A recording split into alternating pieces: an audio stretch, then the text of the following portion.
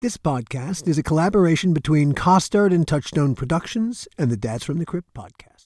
People all set for the show? No. Well, if you don't know what to do, you just follow me, because this is my 5th time here as host, and I'll try and, set everything up so it'll be easy for you.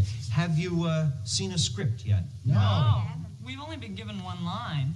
Well, can I hear it? Live from New York, it's Saturday night!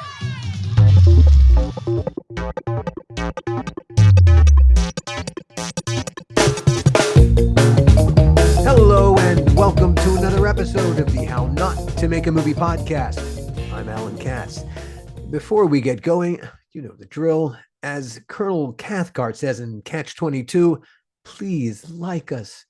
While you're at it, subscribe. That way you'll stay abreast of all the cool things we're doing in 2024 and beyond.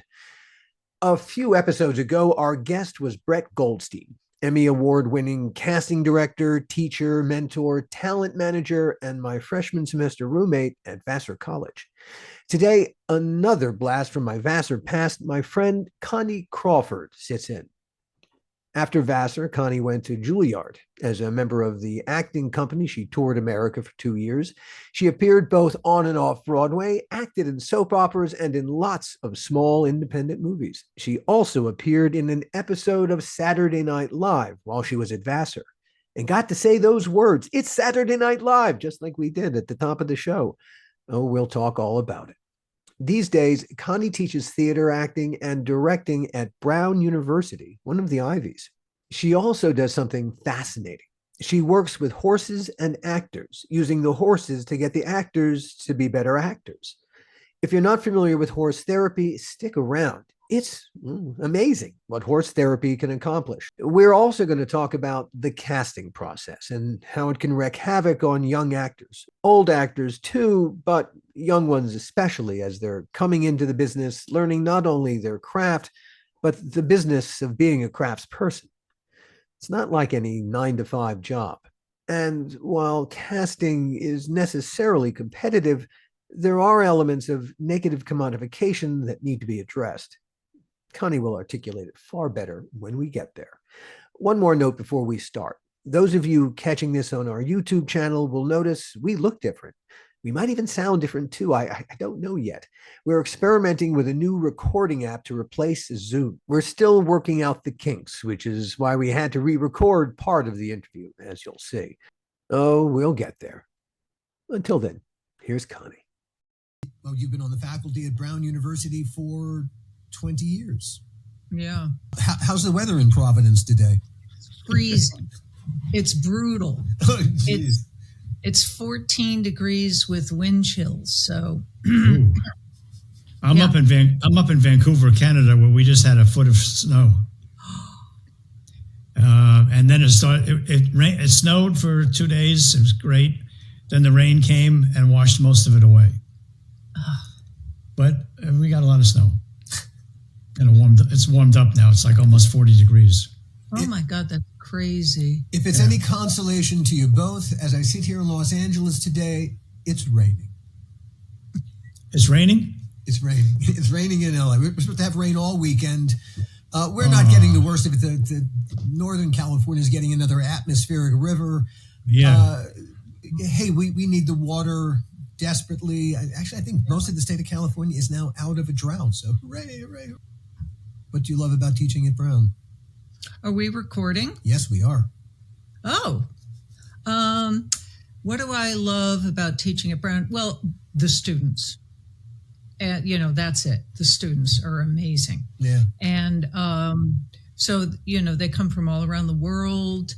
I get all sorts of different people. The theater department is very small, so I get a lot of students interested in other things. But the other thing I like is I like having my own studio to do the things that I wanted done when I was in studios, specifically in colleges and after college at Juilliard. You have your own little version of a powerhouse theater? Yes, but it's not as nice as the powerhouse. We were so lucky. We were so lucky. The Powerhouse was a great space. What a toy. Yeah. Amazing. Did I hear you say you came out of Juilliard? Yes. So after I went to Vassar, I took a year off, and then I went to the Juilliard program for acting. Would you say there's a difference between a typical Brown student and a typical Vassar student? Yeah, I think we were a little wilder. I think we were a little looser. These students have to work so freaking hard to get in that they come in a little correct. And there's a lot of undoing. Whereas I think we all kind of just fell in. And Vassar, wasn't as hard to get into back then.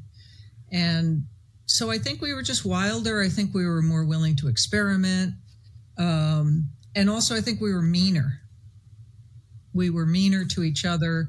We were more racist, sexist,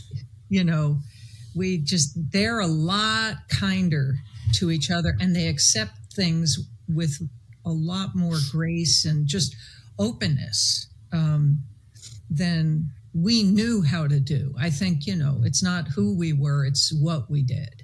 Before Vassar, what part of the world did you come from?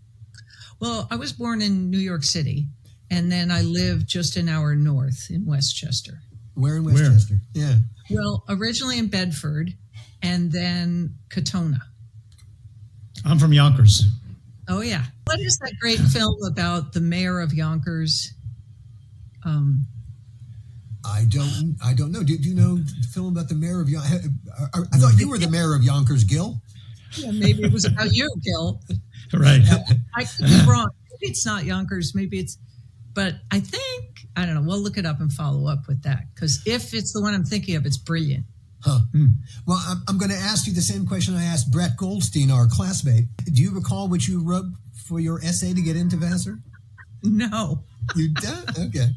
No, you got to understand. I came out of what was called the open community school. It was no grades. You were one of those kids. Oh. That school had 50 students, and it was kindergarten through 12th grade.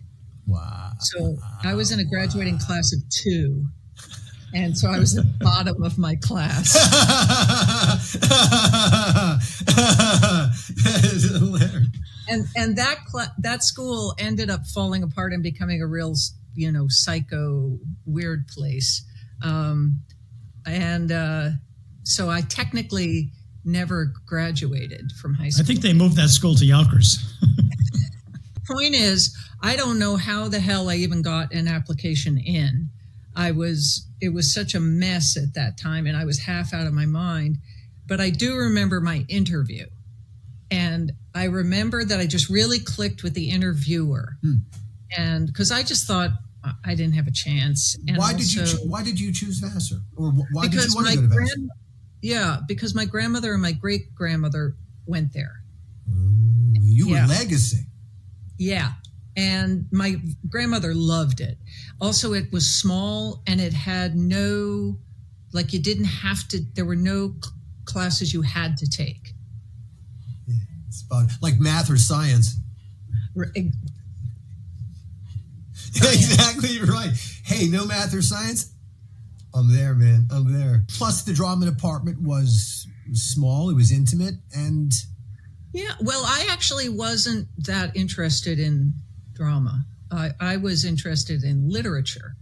So I was a double major. I ended up studying Old English and Middle English. What about Old English and Middle English appeals to you? Well, I wanted to work my way up to Shakespeare. So I figured I'd start with Old English. And also I was studying German, so it was kind of in the same pool. And because I just loved Shakespeare, I loved literature. And then when I was at Vassar, there was an incredible teacher named Julia McGrew who taught Old English. And studying with her was incredible. So we read Beowulf, and then with her we read a lot of Chaucer and other, Sir Gawain and the Green Knight in Middle English. And she was just amazing. And after I graduated, I went to visit her because when she retired to a pig farm in Denmark. And she as raised one pigs. does.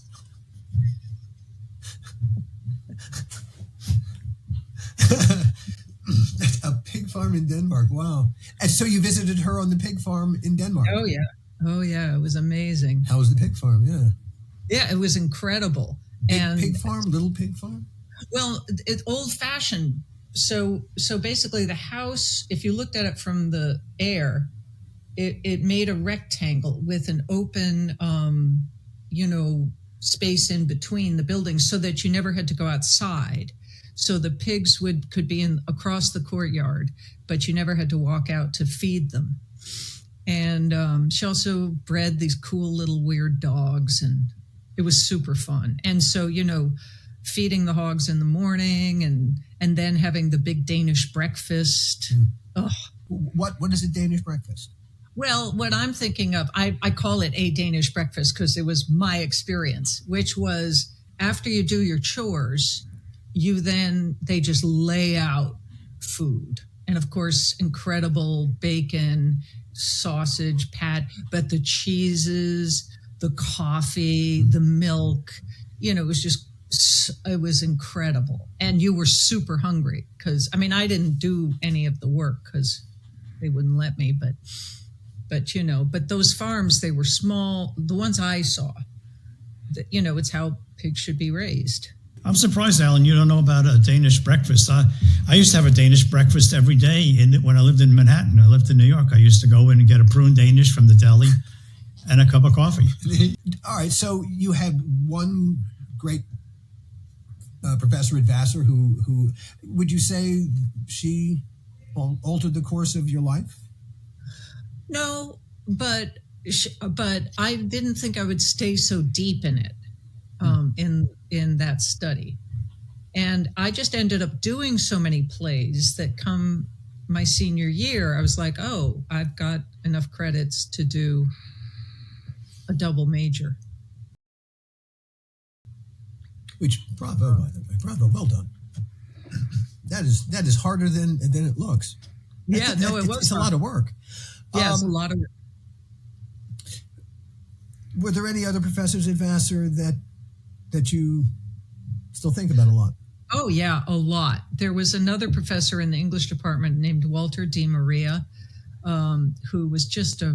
Yeah, no, it was. It's a lot of work. Yeah, it's a lot of work.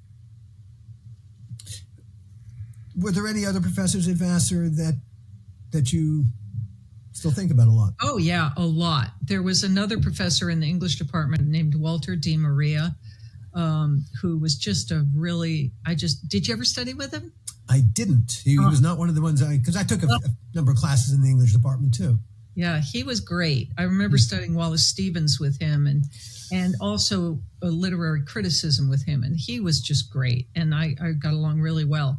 But, listen, the people in the theater department were also really important to me.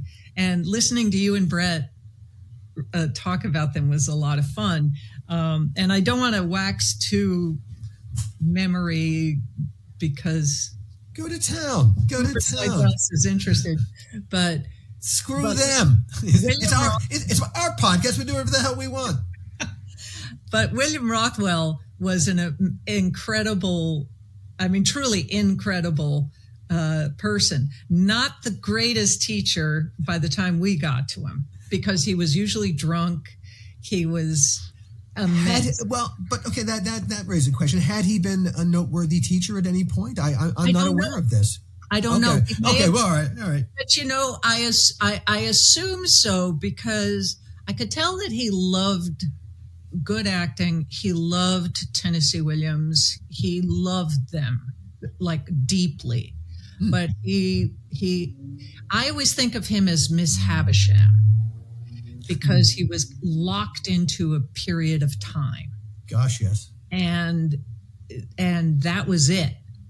As you and Brett talked about, he would show up in full hunt apparel, boots and jodhpurs and the coat, and half out of his mind, he's so drunk. And he also had this way of talking, and he'd roll into, I remember our senior acting class, we hardly ever had it. I don't know if you were in the same class I was, but he would roll in and say, "You're all exhausted. Go home." You remember that? Yeah, I don't, but senior year is I remember a lot, but man, it was very blurry because so much was happening, both in real time, but also emotionally, psychologically. Yeah. It was utter chaos. I don't remember a lot of my academics from senior year. I just remember the extracurricular stuff, and it was all such as what we got to do together. When we first got to Vassar, though, in our freshman year, as we're all sorting each other out. Now, obviously, you were a fan of Saturday Night Live. Oh, yeah. Back to the beginning. Oh, yeah. Because I remember I grew up in a house where we did a lot of drugs. So my mother grew marijuana. And so by the pool in Westchester, instead of a garden, was marijuana plants. What did your folks do? Well, they were separated. So my father was a hardcore conservative right corporate lawyer. And my mother was just this wild entrepreneur, poet, person who was incredible. Like she would do things like around 72, she staged a poetry reading with William Burroughs, and nobody came because he was deemed sort of passé. You know what I mean? He hadn't yet been out of the limelight long enough for people to go, oh my God, he was great. And so she would do things like that. She was really interested in art and promoting art. Like who is the director who did Sweet Sweet Badass Song? You're not talking about Melvin Van Peebles, are you? Yes, that's it. Right? Really? Melvin Van Peebles. Well, what was his son's name? Mario. Oh, Mario. That's Van right. Peebles. Yeah, Melvin Van Peebles. Wow. Yeah. So she would, back him in some incredible theater piece in New York that, I of course never saw it because I was too young. But so she was just really interested in the arts. I was great friends with Melvin. You were? Yeah, because I started out in theater in New York as well. And Melvin had an apartment above the Carnegie Deli. Wow. Right above the Carnegie Deli. So anytime Melvin wanted to see me, he would call me and he'd say, I need to talk to you. Why don't you come on over? And I'd go, well, Melvin, I'm doing this, I'm doing that. And he goes, listen, if you come over, I'll get a sandwich from the Carnegie Deli. I'll bring it upstairs. We'll split it. And if I was really cagey, I could sometimes get him to get me a bowl of soup as well. But I knew Melvin until he passed. And he lived in that apartment all that time. Wow. So what's, so you must remember some of the theater stuff. He had 2 plays. I can't remember the names of them. It'll come to me in a minute. That were very successful on Broadway. But he was really a delightful person to be with. I loved being with Melvin. We just got along so well. I'm going to drag us back to SNL. You were a fan going way back. It comes to drugs is what I'm trying to get at. Yeah. It comes to drugs. Doesn't it always? So one night, of course, what do? You smoke some pot and you get high and you watch TV. So I'm watching TV and I suddenly see this commercial, and I think it was something about Chevy Chase is like a psychiatrist on call or something. And of course I didn't know what Chevy Chase was. And I remember just going, what is this? What? This is so, what the fuck is this? And then it went into the next piece. I'm like, holy shit, this is a show and it's live. And that was it. That was it. I mean, it really caught me. And Mr. Bill was on at that time. And wow. You're high and you're just like, you've never seen anything like this. And so much of it back in that time was political, because they had all those Harvard Lampoon writers. And I mean, it was, and of course, that time was, Anyway, so yes, I was a huge fan. And I'd even written Dan Aykroyd a fan letter. I'd never done anything like that, So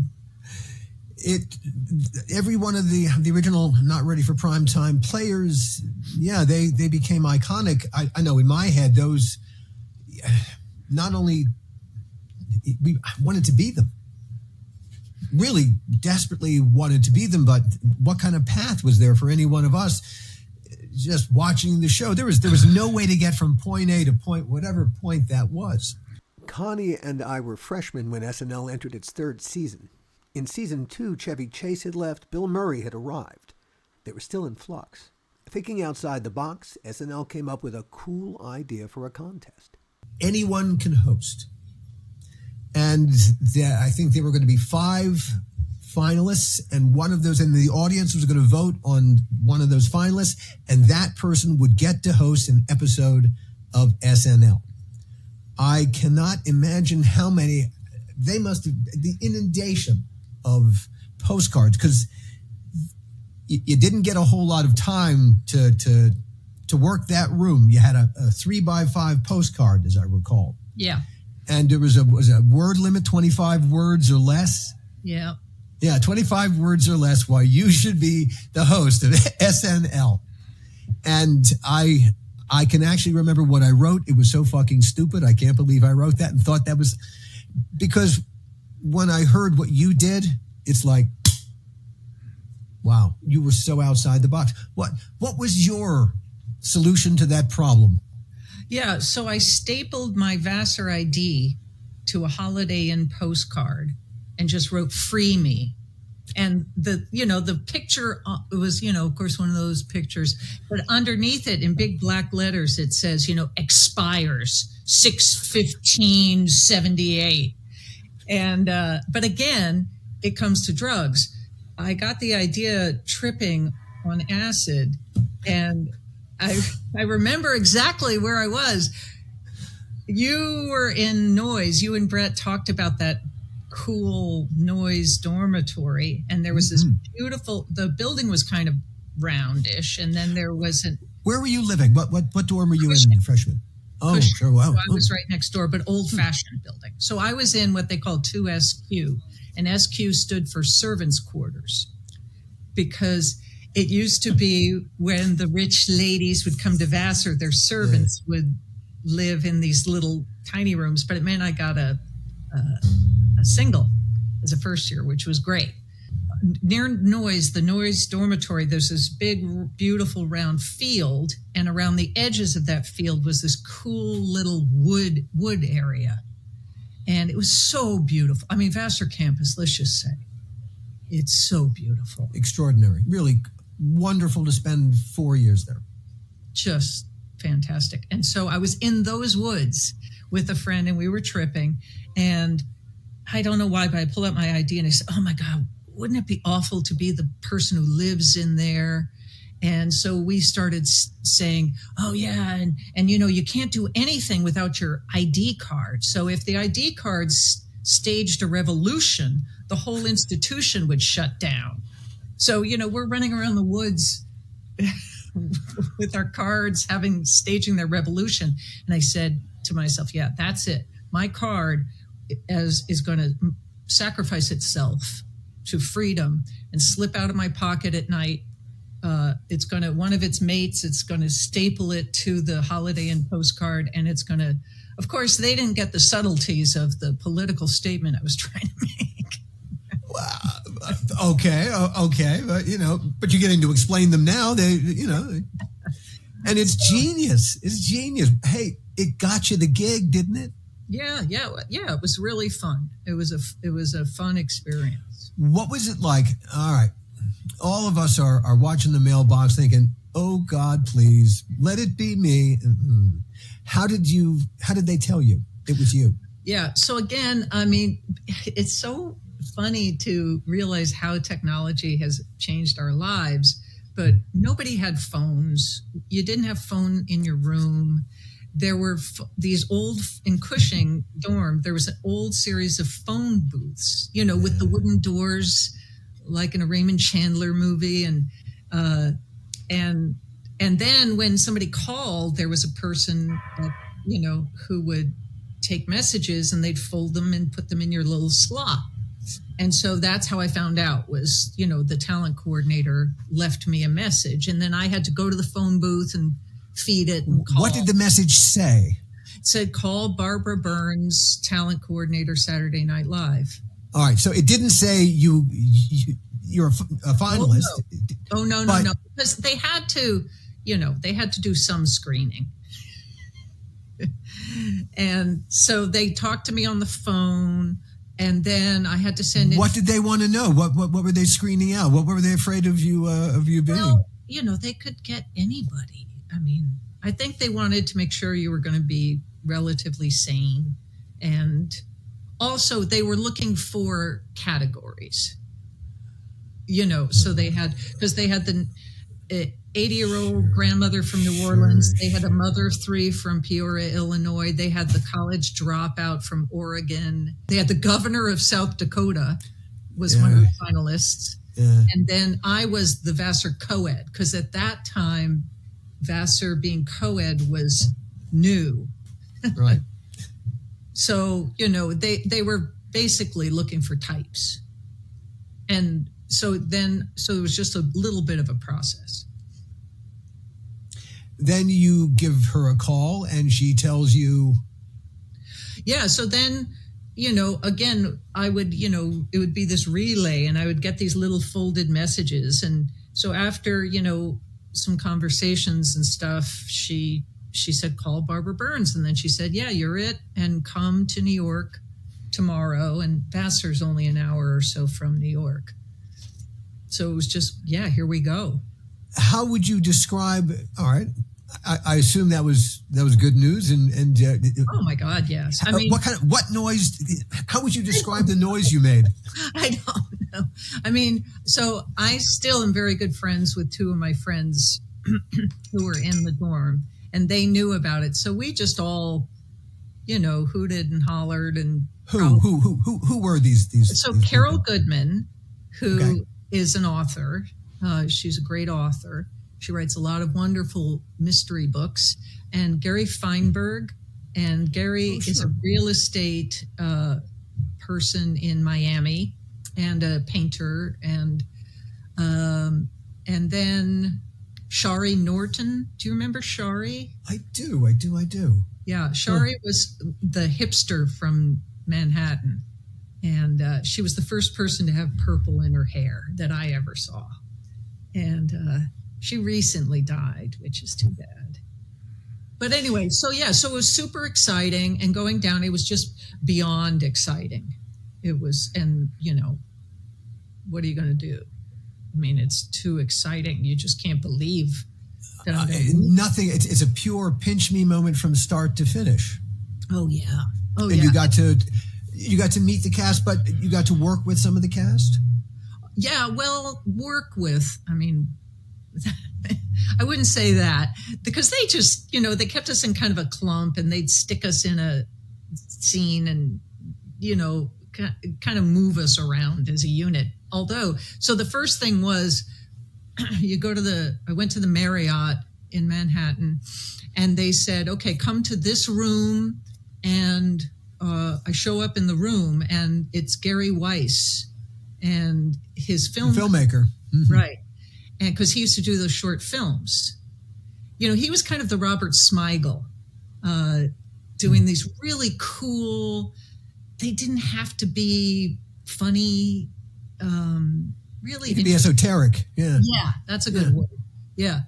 And anyway, and then there's Buck Henry, who was the host of the show. And so you're like, holy shit, it's Buck Henry, one of the funniest human beings ever. And anyway, so they said, okay, here's the deal. Each one of you is going to bribe Buck so that you'll win. Each of us filmed a little thing with Buck. So I was on a podcast with, and I wish I could remember their name. I should have looked it up. But there's a group of super fans of Saturday Night Live who do a podcast about, and I mean, they go deep into the facts, and yeah. So if you ever, I mean, we will link to that podcast. It does go far deeper than we're going to go. Yeah, no, but, I mean, they're super fans. It's they love it. I'm 18, at this time. And they say, okay, Connie, so when it was my turn, they say, you know what to do to bribe Buck Henry, right? And so it was kind of interesting of like, oh yeah, okay, what does the young woman do? I seduce him, or I try to. And so, that's what you did. You just did it. And it was very, very short. Hi. Congratulations on being one of the finalists. Thank you. It's terrific. Oh, I know. I guess everyone up at Vassar. Is pretty excited about it. Oh, yeah, most definitely. They're all, quite excited. I am too. This is a big thing for me. Oh, it's nice for us too. And I'm certainly glad that you're the host. Geez, if anyone else was the host, I wouldn't know what to do. I wouldn't know how to feel comfortable with him, but somehow with you, I'm instantly comfortable, if you know what I mean. Mm-hmm. Are you sort of interested in becoming a host? Hostess? Oh, am I interested? I've never been as interested in my life. Do me a favor. Sure. Just one little favor. Take off your glasses. Oh, that's what I like to see. Well, Connie. Bucky boy. So it was basically just an improv. Oh yeah, it was just an improv, and they used the first one because after that, you know how it is. Connie. Well, but you know how it is. Sometimes you hit fresh, and It's they're an improv. right. But the fun, although that was super fun, and Buck Henry was very, he was great because he was very not threatening, but he wasn't invasive in any way, and he was just a gentleman. And but We had the pleasure of working with Buck on Tales from the Crypt. did you? And you seduced him the same way, I think. It's funny, we got to work with some of the coolest people in showbiz doing that show. Of all the people that I got to work with, he was the most, to me, that was the person that I was most, oh my God, we're going to get to work. Buck Henry's going to do the show because he wrote The Graduate and Catch-22 and Get Smart, and he was on SNL. He did some of the funniest sketches on SNL, and he was a lovely man. I feel truly honored. We wrote a song for the episode. It's about a beauty contest where the contestants don't realize that the winner is going to get killed, and she's selling coffins. She's going to be the body inside a coffin, and Buck is the MC for this perverse contest. And so we wrote a song for him, and I wrote the lyrics to the song, and getting to write words that Buck Henry spoke. Yeah. I could have died a happy person after that. So yeah, absolutely. Oh, Yeah. Buck was lovely. Our circle comes around yet again. Yeah. What an extraordinary mind and talent, and, and just there were no like, oh, you're this kind of person or that. He was whatever was good, he was interested in. It seemed to me, The old lady won. Yeah, of course she won. She was so charming and cute and old. And, Do you think it was fixed? No, not at all. Not at all. I think she was, because that's who she was. She was just genuinely charming. And the idea of just this old lady, super old lady from New Orleans. She had been alive in the 19th century. So,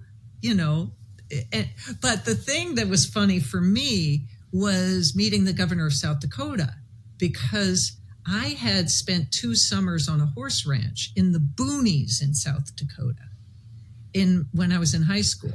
And so when I met the governor, I just was like, wow, I spent the happiest months of my life in your state. And then we became just great friends. Really? Oh, yeah. Wow. He was sort of my buddy. And he was a really nice guy. An interesting friend to have. Yeah. So you don't get the final. She does. Disappointed, you head back to Vassar. No, I have to say, I guess I was disappointed, but I really never thought it would. We tried and everything, but I just never, I don't think it was ever real that it would have happened. So I come back to Vassar, and so one of the things that I remember early on at Vassar was seeing a play in the lounge area of Noise. Did you direct that? I did. And what was it? Was it an Albee play or? Oh gosh. Actually, it was written by feminist playwright Megan Terry, and it was called In the Gloaming, Oh My Darling. It was about two old women in a nursing home who smuggle in an old man to help them relieve the boredom. Alan, I don't know if I ever told you, but I thought it was so cool because I remember seeing it, and my high school was so weird, and I had jumped to 3 different high schools, and I did spend a year at Andover and burned out, and anyway, but I didn't really see a lot, and I thought that I was like, okay, now I'm into something totally different with theater because it was site specific. It wasn't in a theater space. I remember it was really clean. The acting was a little kind of almost reserved, and the text was interesting and weird. It was new to me. It was modern, and I felt I was like, oh, okay, I'm in a new place now. One of the cool things about the drama department was that we were a community unto ourselves. And it didn't really matter what year you were because we all worked on a production. It didn't matter. You might not be a lead, but you might be the part of the tech crew. You might be part of the wardrobe crew. So we all, and when you're all putting on a show together, there's this common purpose that you all have. It's a wonderful, part of the important part of college anyway is the socialization process. Yeah. And in the drama department, it's hyper socialized. It's just how we are in that particular community. That to me was always the appeal. I mean, I grew up a drama-rama. So you did in my middle school and high school, I was a drama-rama. I was in all the plays.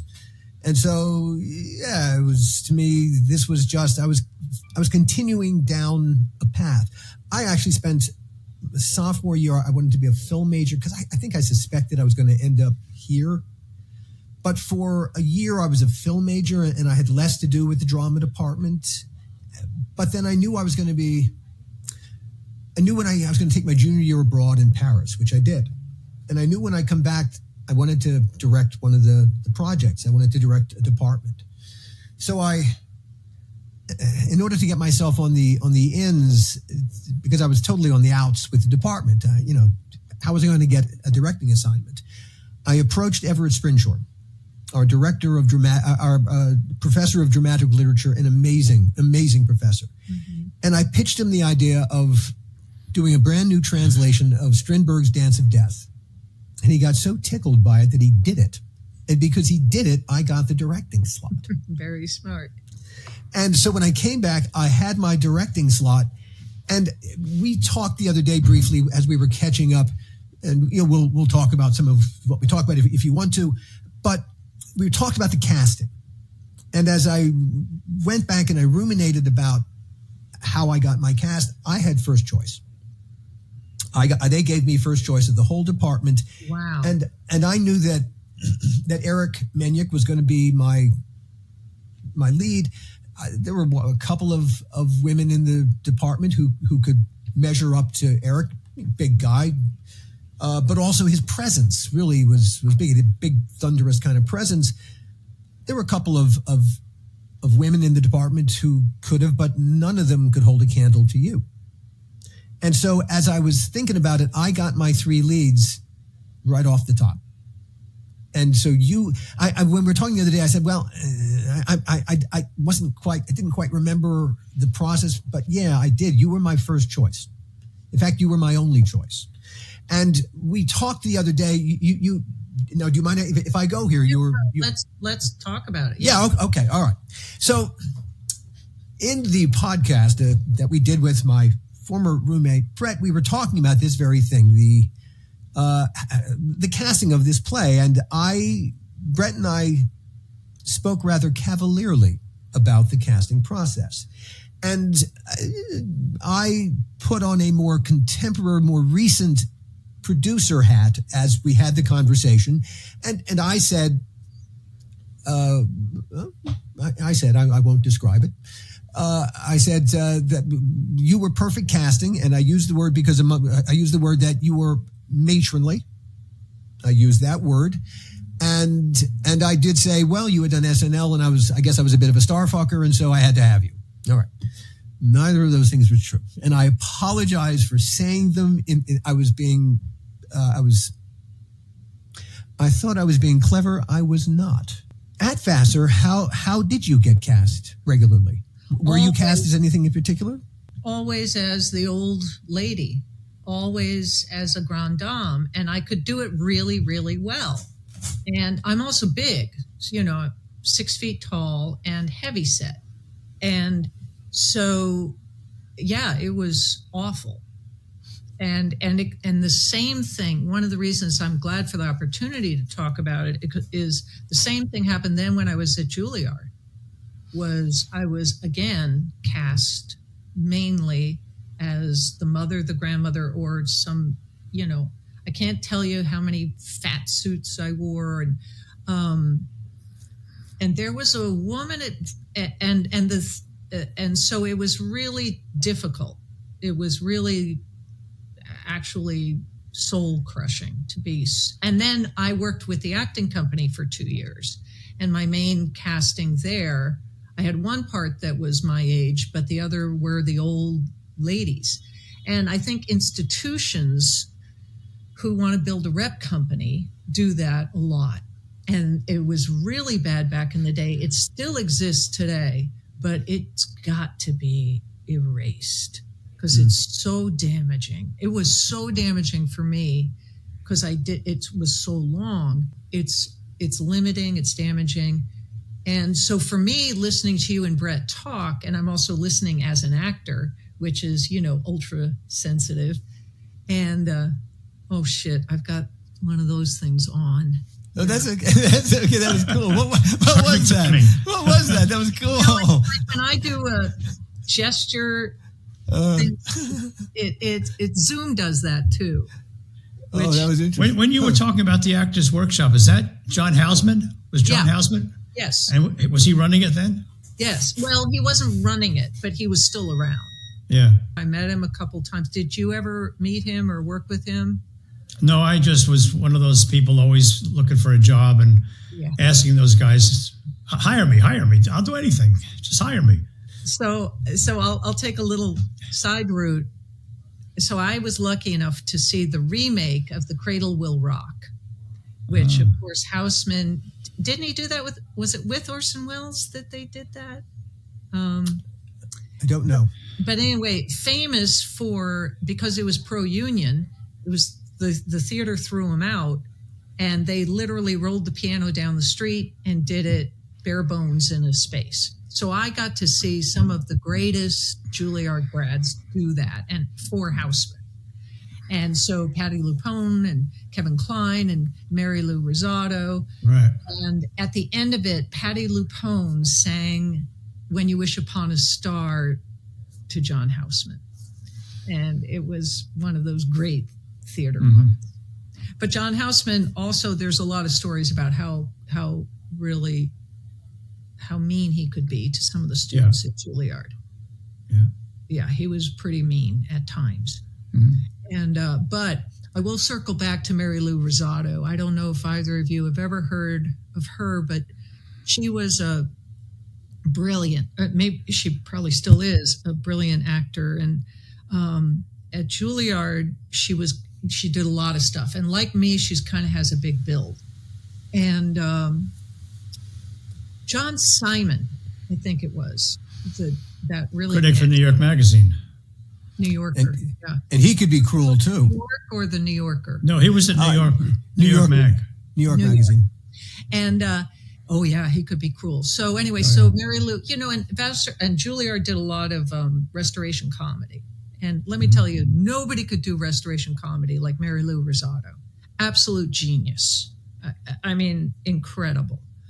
But at that time, for some reason, he reviewed Juilliard. I think it's because it was early in Juilliard's function, and so Houseman was still around a lot. And but Simon said, I never thought I'd see the day when there was an actor who was too ugly to be on stage, and now I have.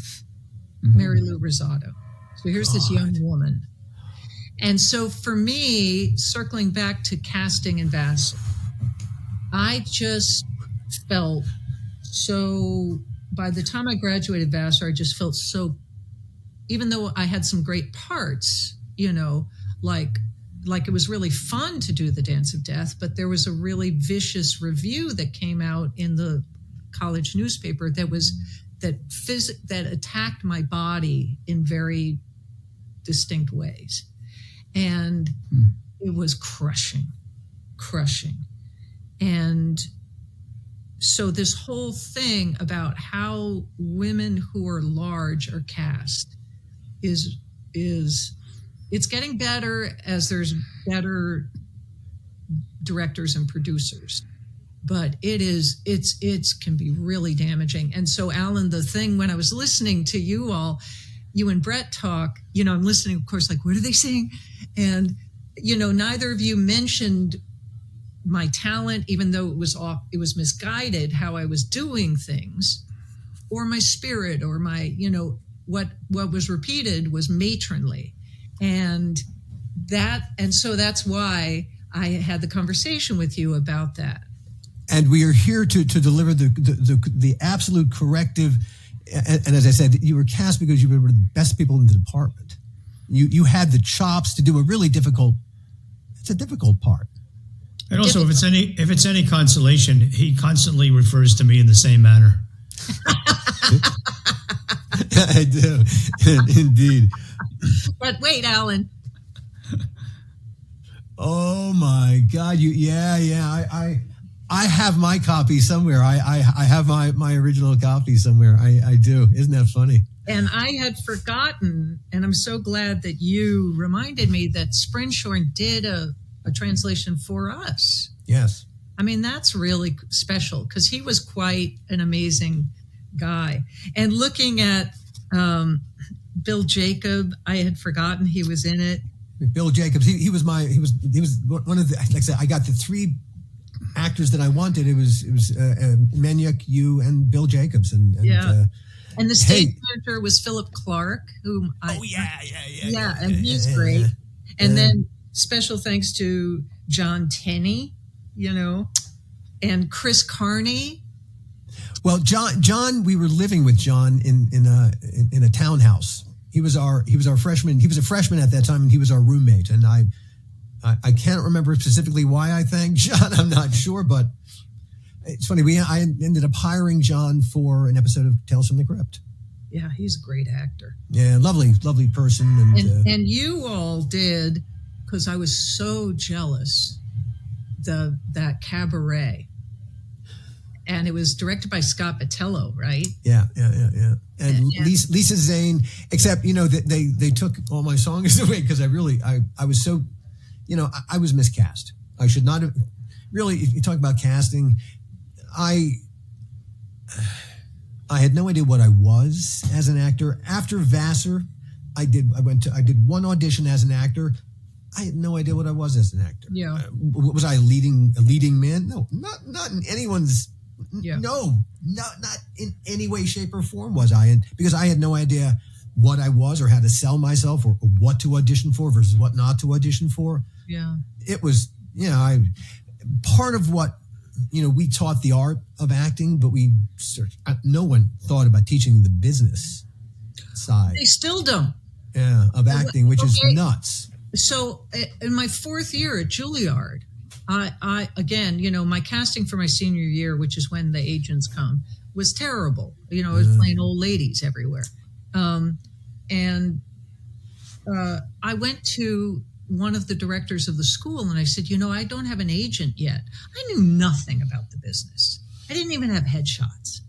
But my classmates are getting signed right and left.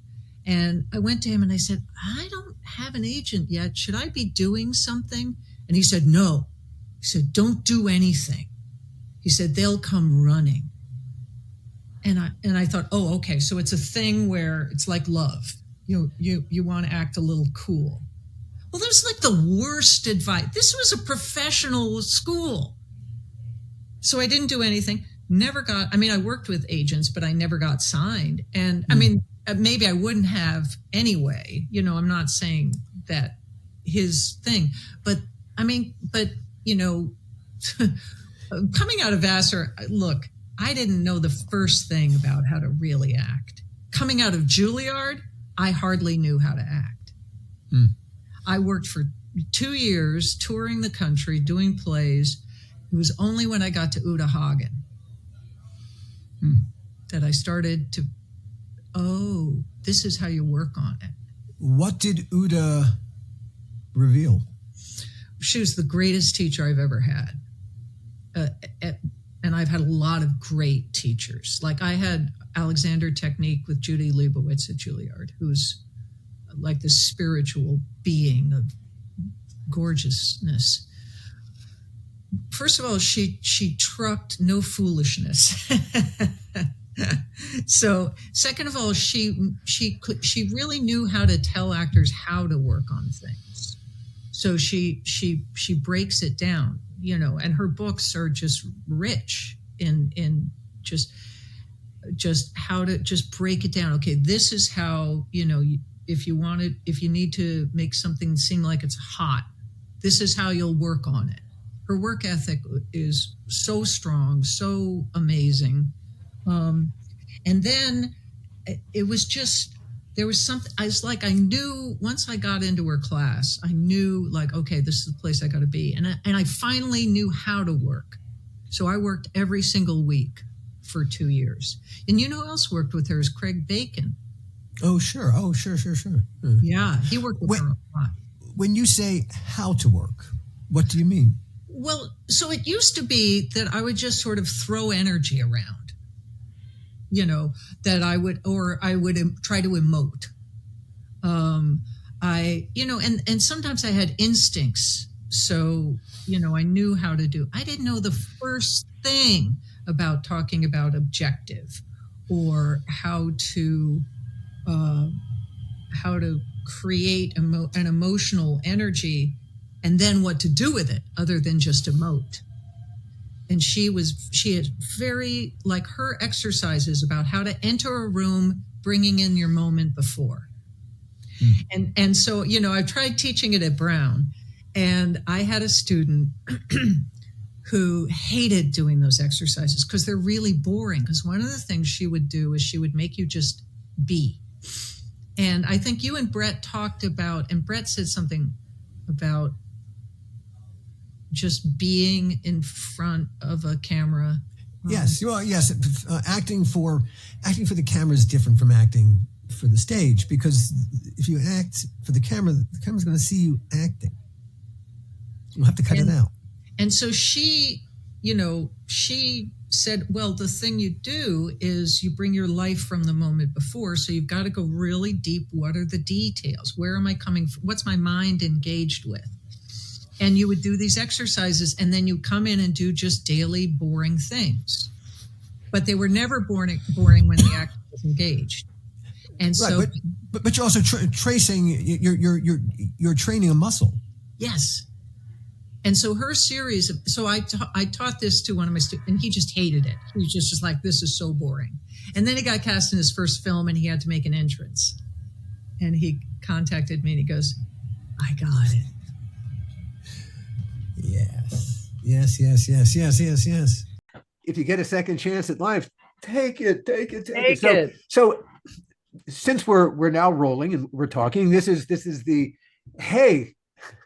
The bad news is technology screwed us up. The good news is technology screwed us up.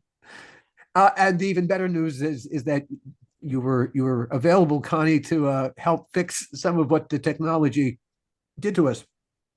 Thank you. Oh, my pleasure. As I was editing the episode together, one of the things that I added is bits and pieces of your appearance on SNL. Do you think you have much of a chance of winning? You look wonderful. You look so incredibly youthful. Well, I was. Well, I was 18. Yeah, Yeah. it's you watching you at 18, so fresh faced, and you. It was great fun. The thing I'd quite forgotten was it was actually a pretty good no, it was a really good episode, It was. a terrific episode. Oh, good. Just because I didn't mean to watch the whole episode, but it was so good. In looking for, because they had the segment where you all try your ruses with Buck Henry as the last segment.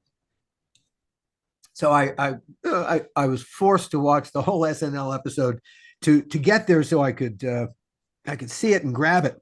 But God, among the sketches, Stunt Baby. That's a great fucking sketch. I mean, this is the thing, is that they were just more raw, a little more honest about their humor. And like, they gave me a book that included a lot of scripts and also the handwritten notes and stuff. I mean, I'm sure it's something you could probably buy somewhere. And in it was Davis and what was his partner? Oh, Franken and Davis. Franken and Davis.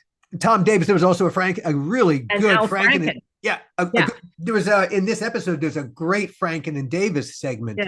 Yeah. Well, I mean, and they were also great in just there was an edge to it. I mean, that's a word we use a lot, but there was an edge. And in this book, there was this recipe for cooking placenta. That they wrote.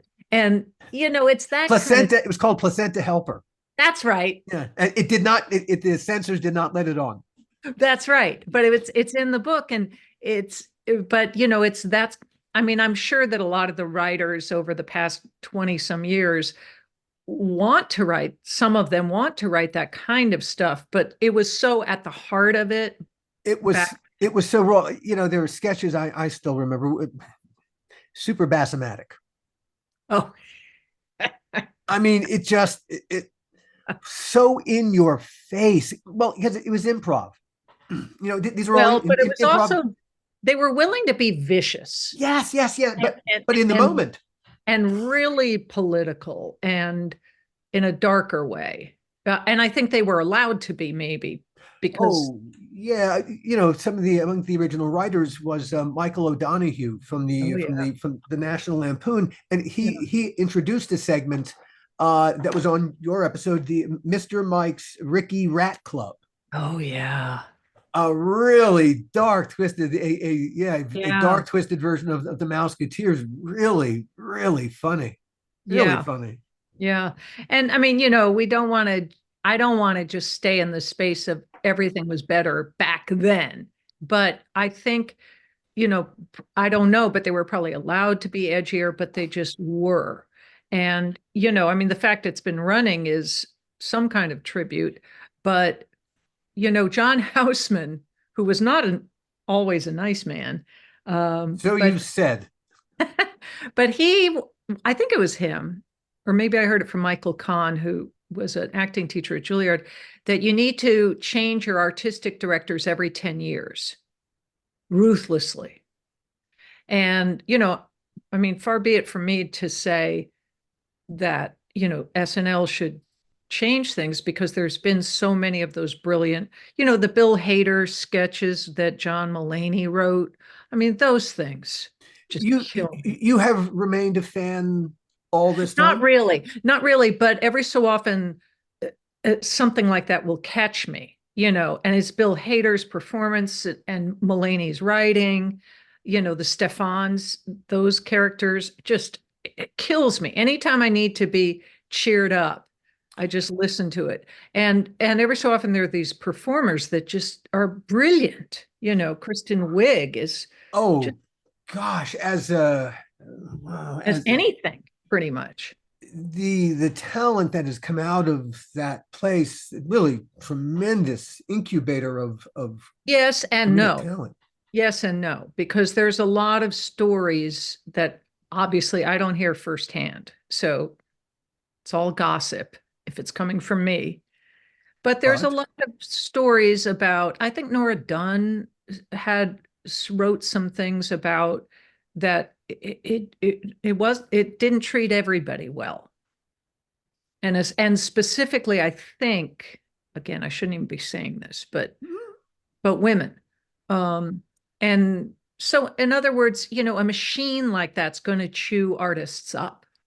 Yes, yes, and spit them out, which is really my point. Was simply it was spewing talent out into the marketplace. Now, a lot of people wanted to get into that and be part of that.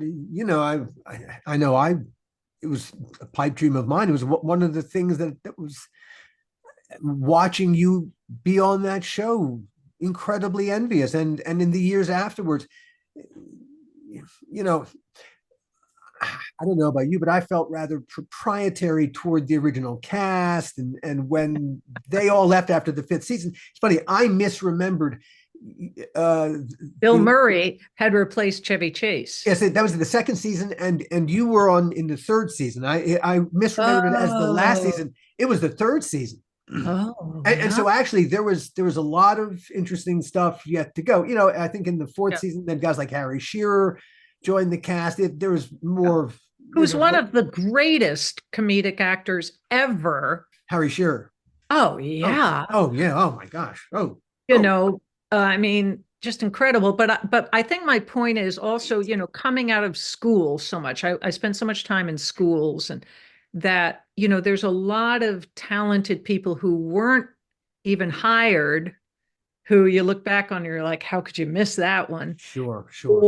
And people talk about the audition process for that being pretty rough, and maybe it needs to be because of the physical difficulty of that job. Well, the challenges, the creative challenges, if you cannot stand the intense heat, if you're going to melt, or as who's that great actress who did Marcel the Shell? Jenny. Oh, that's terrific. That's a great piece. Yeah. Well, so she made the mistake of swearing live and was thrown off. And she's one of the funniest, most terrific actors. And she's just great. But in other words, we know we always know the ones who are celebrated. And we need to kind of stay open to the ones who may have been damaged by it, or it just didn't work out, and try to kind of take a more rounded view. You make a really cool point. Okay. All right, at some point, Lorne Michaels is going to step down. Yeah. Someone suggested the other day, Tina Fey would be the perfect type of person. I heard that too. I mean, who knows? I mean, I'm hearing as just a thought in the ether. It would be wonderful, no matter how many steps. It seems like up until recently, and I think recently the nature of the material at SNL has begun to change in a lot of profound ways. A lot of the last couple of seasons, I was away from it for a long time. I just lost. I had no interest in it. And then the Trump years, it suddenly one needed that outlet. One needed in the midst of all the darkness, and they caught something particular about it, and they became. I don't know. For me, I rediscovered them. Yes, well, and Trump has done a lot of good for a lot of comedians. Stephen Colbert. I mean, it was when he latched on, and and like you said, especially during the pandemic, I so relied on Stephen Colbert and John Baptiste. I learned to love Seth Meyers, and his corrections is one of my favorite things to watch. I don't know if you've ever seen it. I haven't. He does this brilliant, I think it's brilliant, of anybody who writes responses to a segment, or sends in like, well, you mispronounced this word, or actually the plural of, platypus is platypi, or any of these kind of niggly things. he calls people who write in jackals, and he does one whole segment once a week where he responds to just the jackals. And it's great. It's real. I must catch that. It sounds Yeah. wonderful. I mean, it's Wonderful. really, at first you're like, who's he talking to? Because there's only like the people who work on the show. There's no audience. So you hear like 4 people laugh. And at first you're like, what the hell is this? But I so enjoy it because anyway, but I think that thing about Trump and the pressures of the pandemic and all the other pressures, really comedy becomes increasingly important, and especially intelligent comedy, as Jon Stewart taught us. Well, but Jon Stewart is really out of the SNL, out of that environment. And yeah, oh yeah, it created a comedy. well, Yeah, where Richard Pryor could do that scene with Ooh. Chevy Chase. What an amazing sketch. Wow. Yeah. Yeah. Yes, you couldn't write that today. You certainly, I don't know who would dare do it. Well, things have changed and for the better in some ways, but I think, it's that use of comedy in a kind of an old sense of the word, of like the clown who's making fun of the king in front of everybody. It's subversive, but it's got to be smart. And it's also really fun when the performers are great at what they do. And you had the honor and the privilege of working with a bunch of great performers. Oh my God. When you did SNL, you got to Gilda Radner. Yeah, wow. And John Belushi. I mean, John Belushi was, both of them were kind of on another plane. And there was, and Bill Murray I mean, he was so young when I was there, and he would just come on. But they're so phenomenally talented and fortunate. Well, John Belushi is obviously the great loss, because we don't know what he would have done. What would be his Barry? Like, what could he have created? When he got to a certain age and his comedy mellowed in its rough edges, but gained some heft. Yeah, I think he would have been. I wouldn't say that his comedy mellowed. I'm not saying it did, but if he had lived, if he had not died at the Chateau Marmont that night, and continued, as with some, really, he was such a bold, in-your-face comic. Well, at a certain point, a bold, in-your-face comic is going to mellow, and it's when they mellow that suddenly other terrific notes would come out. Oh, that's what, right. And if he had found the great acting role, because he could act. Yes. Oh my God. Of course, yes. If you can do comedy, you can act. Well, not always. I don't always agree with that. Do you? Is that something you believe?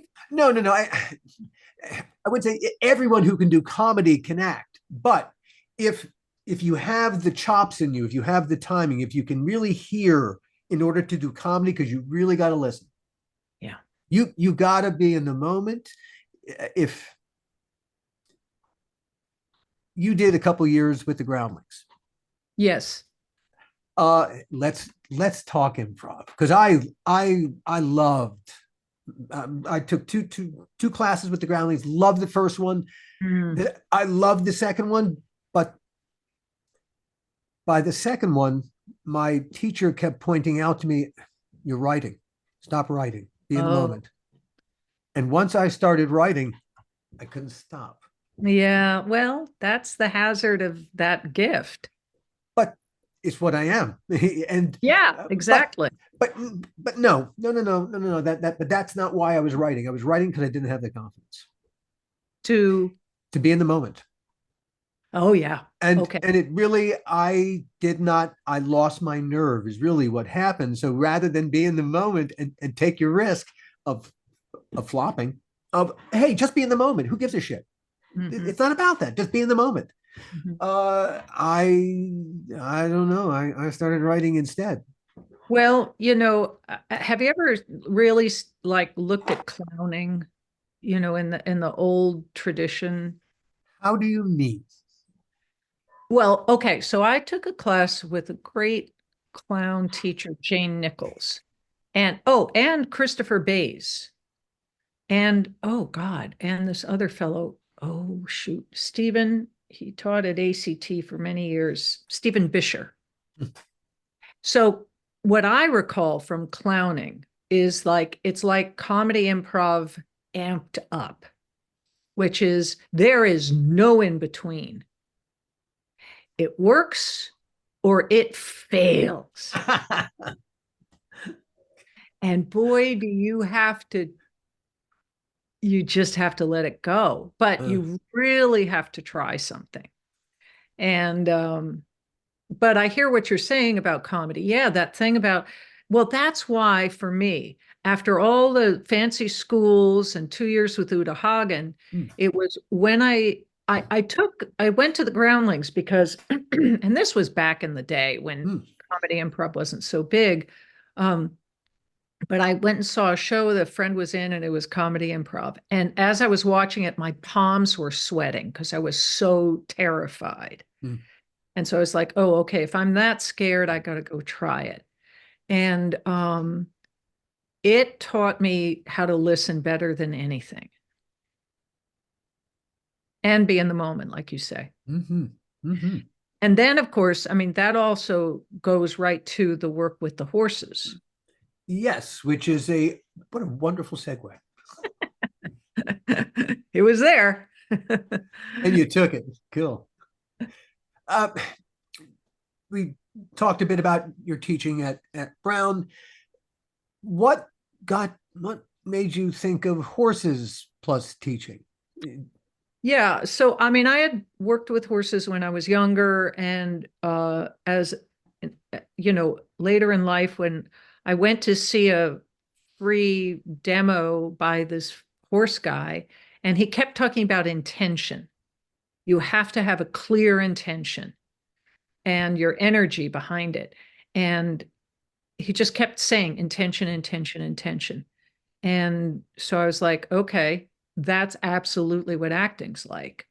And then, so then I started experimenting it. I started really studying the kind of horse stuff that this fellow did himself and people he had learned from, and tried to get as much hands-on interaction with horses, which, I didn't own one. So I had to kind of jump around. But you did have some experience with horses.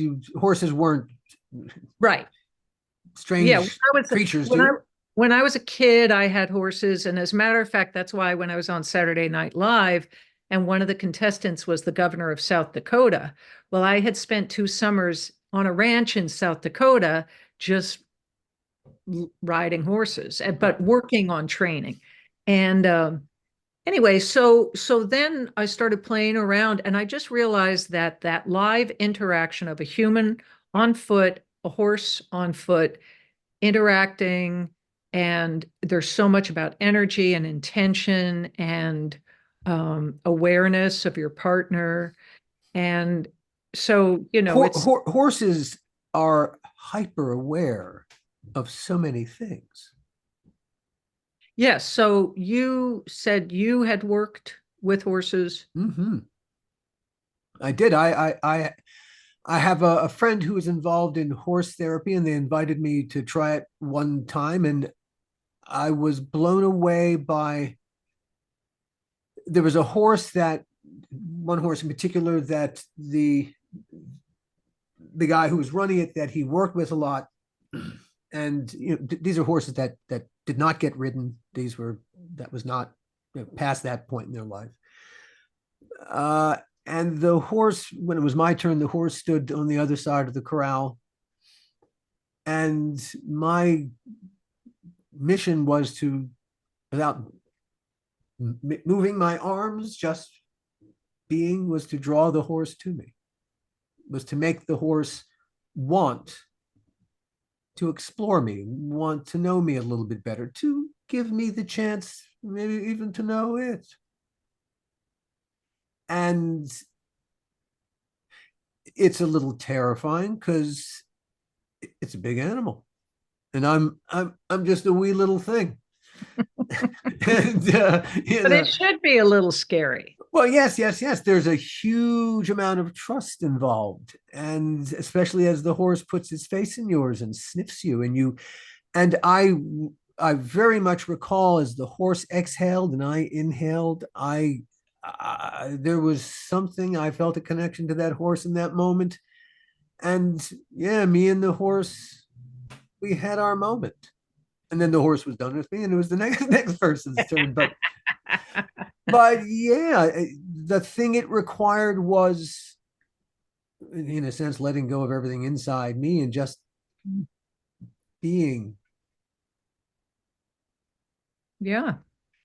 And see, the horse experiences, how they experience us is different than we experience ourselves, or even other humans experience us. Now, a lot of people talk about horses being prey animals and we're predators. So some people say, well, there's an inherent, not conflict, but tension. I don't know about that, but being a prey animal, it's the horse's job to be hyper aware of everything, and things are more important. So it's a great model for actors. High stakes. Everything is important. What's that sound? Okay, no, it's all right. I don't have to run. And so it's great to have actors in there with the horse. And also the other thing that I really like about it is learning how to really see your partner, really see what they're doing, and not put your own stuff on top of them, but really notice details and make clean observations. So it's very much like Sanford Meisner's work about, what do you see? And then just repeat on it and notice every single change. Because if you're not seeing, and seeing is just one sense, whereas there's actual multiple senses. But if you're not seeing your partner, how can you play off of them? I would even say sensing. And yes, I think sensing's a better word. Yeah.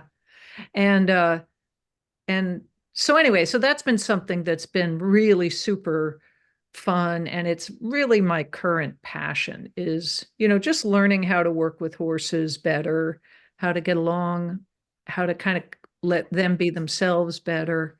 And, there's a lot of cool stuff that's been done and a lot of amazing work that people are doing all around the world. And they're just beautiful and fun and, and it is fun to ride them. So And that there's is, that. yeah. You going back to Vassar for a second, we talked about Bill Rothwell. Oh, yes. We the other faculty members who made an impression on me. I remember Liz Villard. Yes, I remember her. I didn't have much to do with her, and she, I was like a little scared of her. That's funny because I had more classes with her than I did with Rothwell. Yeah, no, I had a lot with Rothwell. I would. It makes sense that he would glom onto you and yes. and see you as a muse of a Well, client. I wouldn't say I was his muse, but there was a slot that I really fit in that was of great interest to him. Yeah. You fit into his world. Yes. You made sense to him. Yes. And I understood him. Yes. There's a part of me that, my family wasn't stuffy, but I sort of skirted around some of that patrician old school stuff. It's funny. For me, I grew up in an upper middle class Jewish suburb outside of Baltimore. My whole neighborhood was upper middle class Jewish kids, doctors' sons, lawyers' sons. Really, I grew up in a cocoon. And when I got to Vassar, man, that was part of why it was exciting to me, because it's like no world I'd ever seen before in my entire life. First of all, Wasp City, man, Wasp.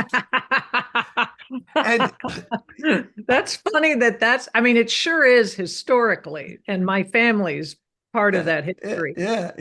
But it's funny that you say that, because so many of my friends from Vassar are Jewish. Yeah. And some of my best friends are Jewish. It happens to the best of people. Wow. For me, it was eye-opening. For me too, in different ways. It was and again, growing up in a very conventional suburb, a very conventional place where really, hey, I was the butterfly. No one's idea of a butterfly, because it was a drama-rama in high school. So, I did strange things. But though, Alan, you were strange even at Vassar. Oh, no. When I got to Vassar, I'll tell you, I remember two people in really in the first couple of weeks that I was there. Her name was Rebecca Lieb. I'm sorry, Loeb, Rebecca Lieb and Mitchell Merlin. Yeah. They were best of friends. Yes. And I remember watching them. They were playing Nazi spy. They were just running around. They were wearing trench coats and they were playing Nazi spy. And I said, "What are you guys doing?" They said, "We're playing Nazi spy." And then they went on playing. And I thought, I'd never met anyone in my life who would do what they were doing. And I loved what they were doing. And I wished I was clever enough to do what they were doing. That's how exciting the world was. Well, but they're very exciting people. I mean, and they were to me too, and they still are. And I mean, there was a lot of really interesting, bright, adventurous people there. And it is a very small school. So you do get to know people. But my experience of you is that you were a little bit of a wild fellow. Like I told you about the show that you did in Noise Lounge. I was like, oh, okay, this is something new to me, so. I blame Groucho Marx. Good. Everything anarchic. Yeah, I mean, from the time that I was 10 years old, I emulated Groucho Marx. So anything to tear down authority, any way to do it just differently than however anyone else wanted to do it. I don't know. That made sense to me. It's funny, my great grandfather, as my family was emulating from various parts of Europe to these shores, my great grandfather on my father's mother's side, a guy named Havis, while everyone was becoming a citizen, he refused to. He said, "I'm a citizen of the world." Wow. And something of that guy absolutely is in my blood. I'm very proud to be an American, but I'm not a joiner. So, but that's why Vassar appealed to me, because it was filled with people really, yes, like me, and that included you. Hey, I did not know, or if I did know about how you grew up, in going to those very non-traditional schools, I had completely forgotten it. But yeah, so that's why when people like you, when we all had the privilege of getting to play in a place like Vassar, and people, really creative spirits like you and creative spirits like me coming from these vastly different places. Well, holy shit, that's the whole point of the exercise. Look at what can happen. Anything. It's magnificent. Yes, and that's where, a good admissions office is really important, Mm. so that you can have a Rebecca Lieb and a Mitchell Merling and a Shari Norton and a Carol Goodman and Gary Sure. Feinberg and Connie Crawford, Alan Katz, and and all the other people like that we loved. We took inspiration from, whether it was up close or from afar. And like some of our teachers, and one of the teachers at Vassar who meant a lot to me was, is it John Curtin or Bill Curtin? It was John Curtin. John Curtin. Yeah, Kurten. Yeah. He was, I don't know, for some reason I really connected with him, and he was just always kind of a solid support system. And I really appreciated him. And, like I've said before, I found my connection with, Julie McGrew, and studying Old Norse with her and Professor Di Maria, or the great, oh shoot, what is his name? The ancient Greek professor, James Day. Mm-hmm. Do you remember James Day? I remember he was celebrated. He was a famous scholar, and he would do sessions where he would sight read, Homer from the Greek, translate it just. And I mean, he was brilliant, but very troubled. And it happens. He used to sit, I mean, this is just sort of trouble. Trouble is a nice way to put it. He used to sit, of course he had that huge long beard, and he chain smoked cigarettes, and everybody smoked wherever they wanted pretty much. And he smoked so many cigarettes, he was all yellowed and tarred in the fingers, and he would wear these 3-piece tweed suits. And I remember he'd sit in the, what was the name of that place that was near the Mug where you would sit and eat? What was it called? Oh gosh. Okay. It was like in the college center. Yeah. It was a little cafeteria, but it had little tables. Yes. Yeah. He'd sit there and he'd chain smoke, and he would sing these absolutely filthy sea shanties at the top of his lungs. I mean, just just just full out. I mean, it was so great. And I don't know. So I was lucky enough to study with him once, and but this is what made being there great, because it was filled with a bunch of really eccentric people who in the outside world you might not do so well, but here in this community, everyone fed everyone else, and you God, I loved my time at Vassar. I loved the idea of a liberal arts education. High school. Now, you didn't go through conventional school, so you're well. I did. I went to 3 different high schools. Okay, all right.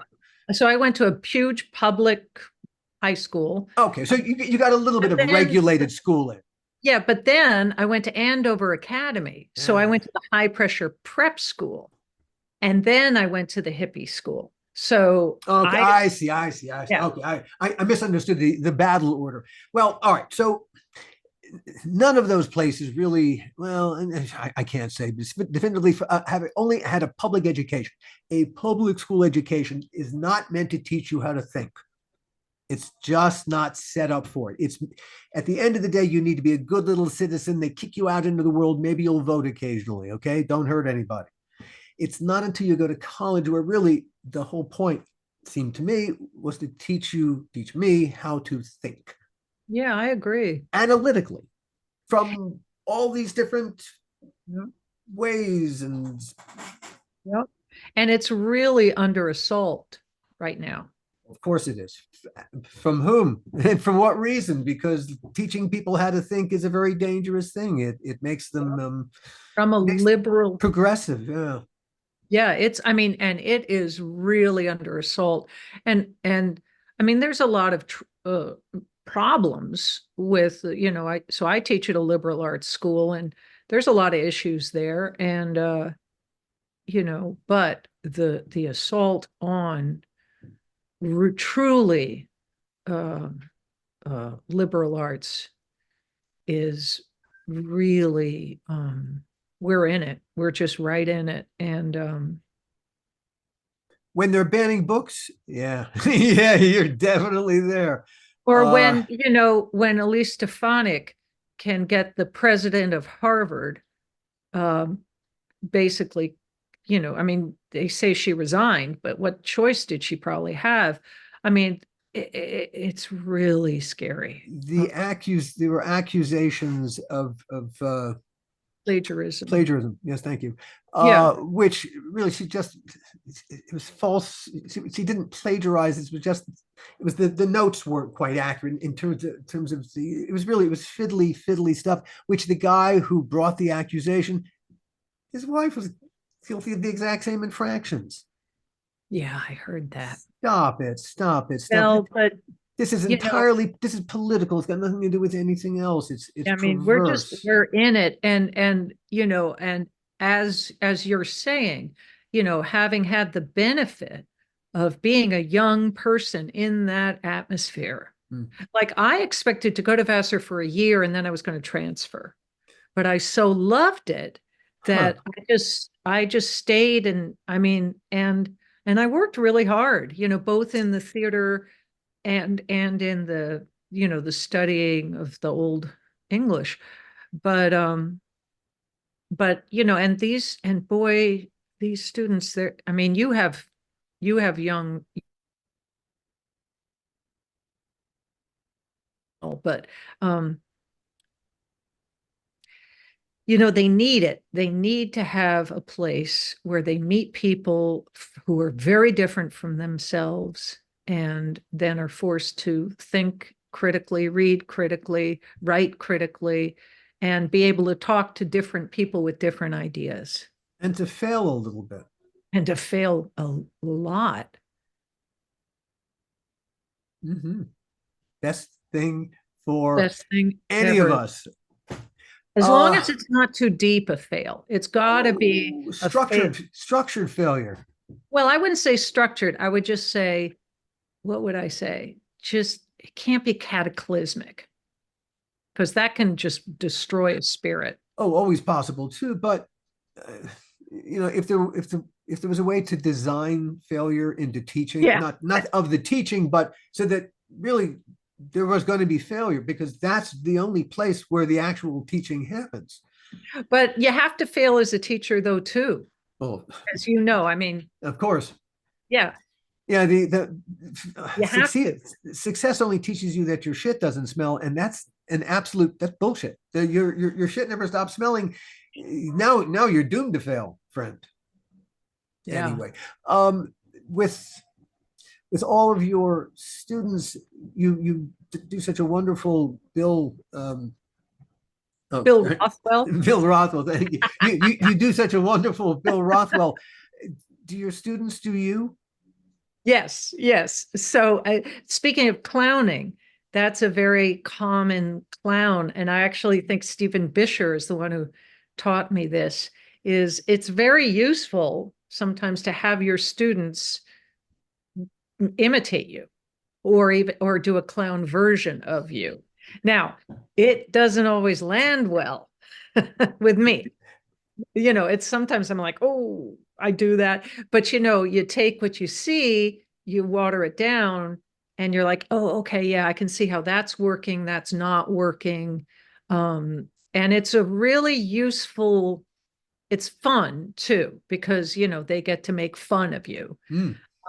But it's also really useful to say, okay, really, how am I coming across? Surely.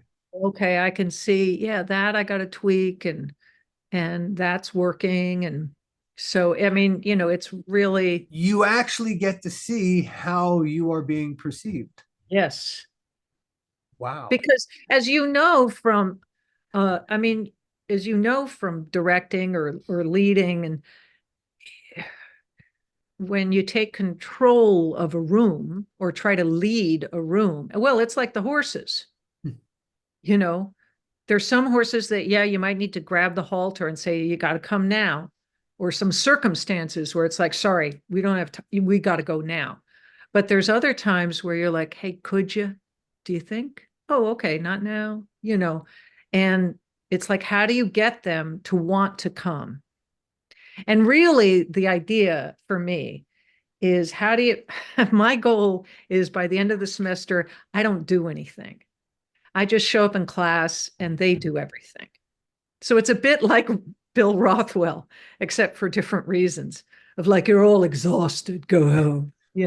No, it's like, I want to walk in the room and they're like, oh, and they're talking to each other and they're working on their own things and they check in every so often, but they don't really need me anymore. Hmm. If I can do that, then I feel pretty good. Cool. Yeah. Before I ask you my last question,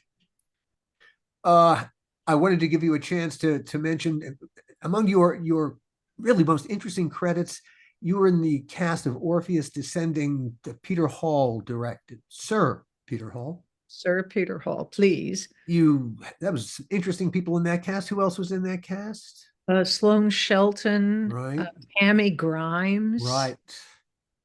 And a bunch of other great Brad Sullivan. Hmm. I don't know if did you ever see Brad Sullivan? I did not. Oh, you see him in a lot of stuff. I don't know what big parts he had, but just one of the greatest, not just a great actor whose acting is completely invisible. He's so good.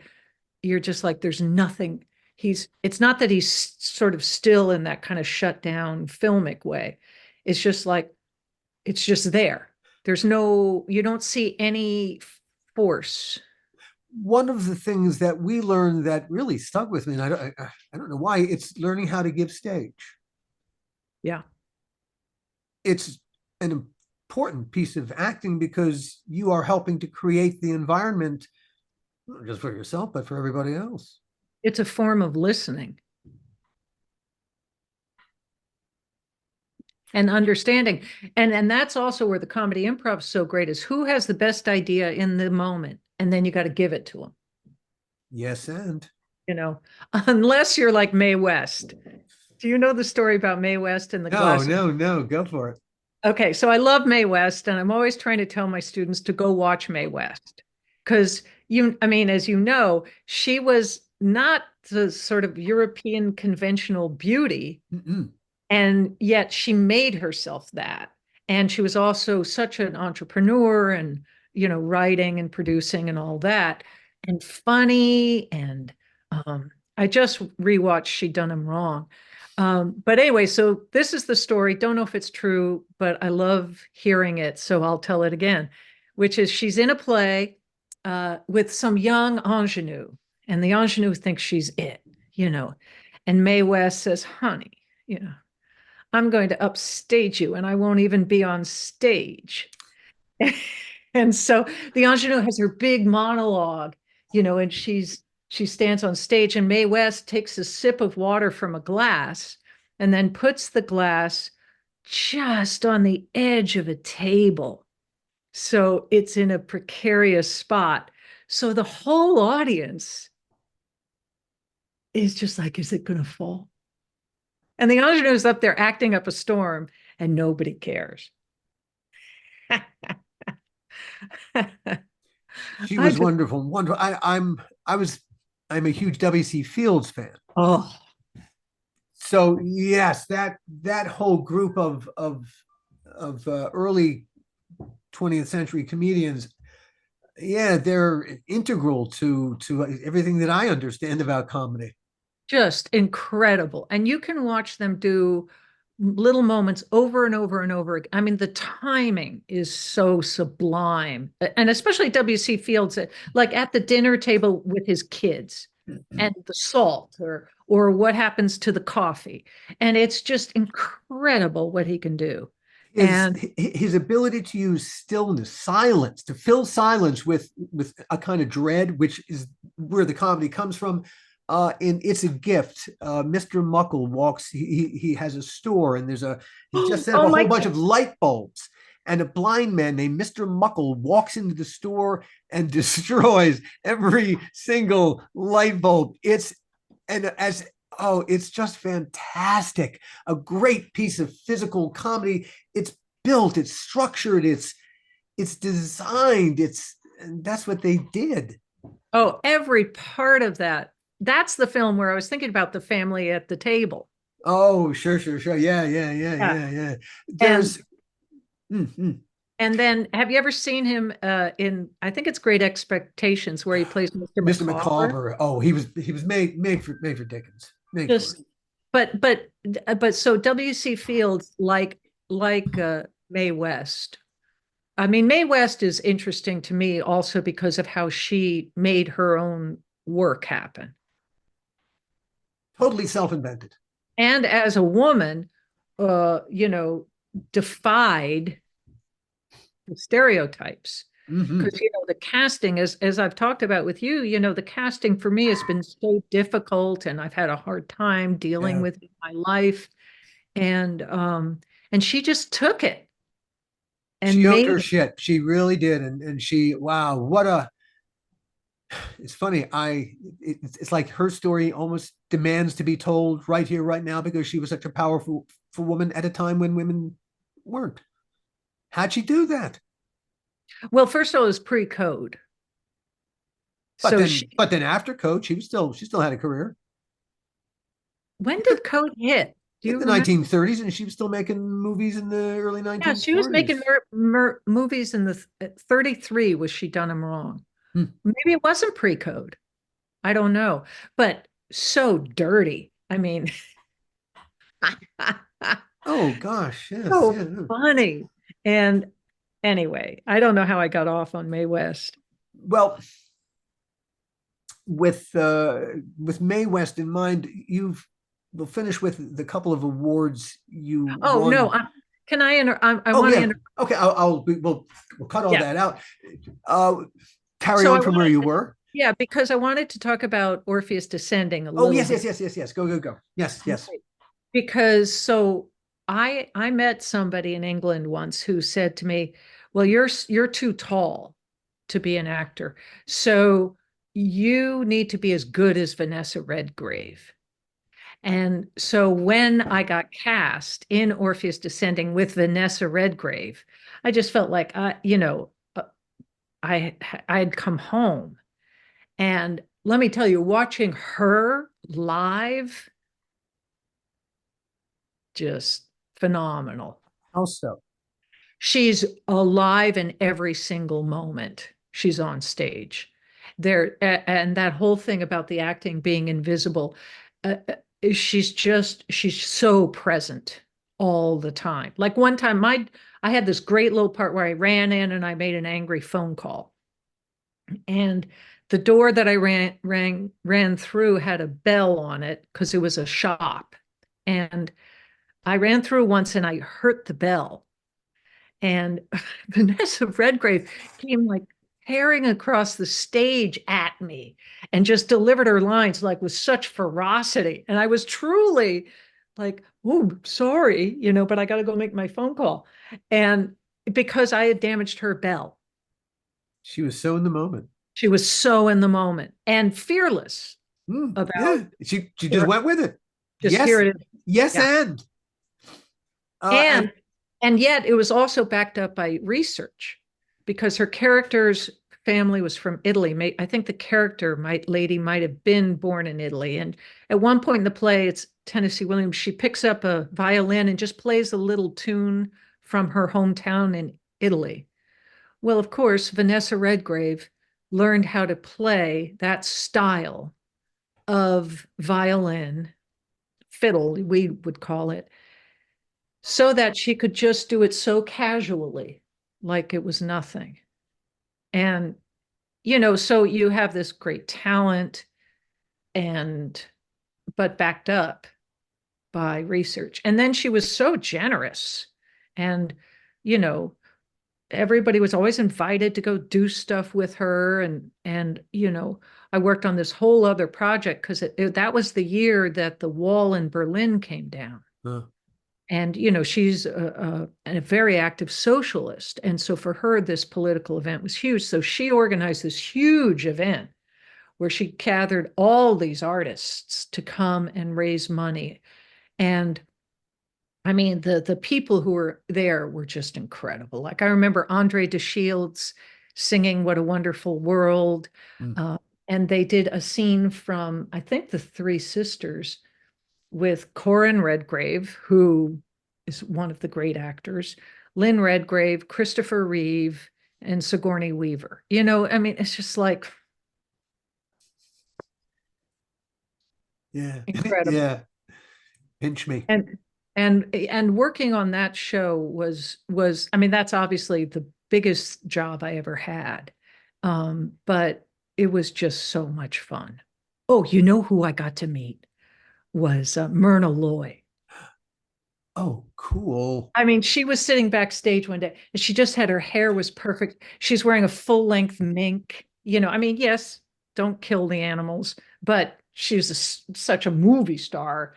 And, you know, and I was like, because the guy who ran the door was Doug Abel. No, not Doug Abel, Douglas Carter Bean, who wrote To Wong Fu, Thanks for Oh Everything. gosh, sure. Yeah, so he's a playwright who's running the door, right? As many of them are. And anyway, he calls me on the intercom and he goes, Connie, you got to come down and see Myrna Loy's here. So I came running down and I made some excuse to go get water from the fountain near her. And I spilled everything because I was like fumbling. And she said, oh, she's just dying for some water because she knew what I was doing, you know, but it was just being around that level of actors. Yeah. And Oh, Tammy yeah. Grimes, I mean, you want to talk about stories. And I understudied Tammy. Huh. And she once, we were in Midtown, okay? We were, you know, at the Neil Simon Theater, so 52nd Street. And one time the cab let her off a few blocks from the theater and she got lost walking to the theater. And Midtown, it's a grid. So I was putting on my makeup to go on for her. Oh boy. She was lost somewhere in Midtown. I mean, she got there and she was great, but anyway, but thanks for letting me reminisce about that because really being around Vanessa Redgrave was profound. Oh, sure. You know, we've both been very lucky in that way, just getting a chance to work with people, getting to work with. I mean, yeah, meeting these people is cool, but I don't know, I getting to work with these people, that's been the rarefied air. Yeah, and sharing that energy, you know, and you Yeah. being part of the room. Yeah. It's really, really special. Yeah, and we're lucky to be here today. Amen. Mhm. No argument, sister. To finish, I wanted to point to a couple of awards you won, and I wanted to give you a chance to talk about them. You are a proud winner of the Kevin Kline Prize for Best Comic Stage Fight and the David Mamet Prize for Best Stage Fight. Wow. Yeah, so that was at Juilliard. Cool. And we were taking a fight class with B.H. Barry, who was just B.H. Barry is on Broadway. He's the guy. He's the fight guy, isn't he? yeah. And what a great teacher and his whole team. I remember the people that came into class with it was just so great. It was so much fun. So he did this where we designed our own fights and presented it to all these fancy people and won prizes, you know. And so I don't even remember what the David Mamet fight was. But I was good at the fight stuff. But what particular fighting did you enjoy most? We're talking about fencing. We're talking about hand-to-hand combat. What are we talking about here? Mostly the hand-to-hand stuff I liked. Huh.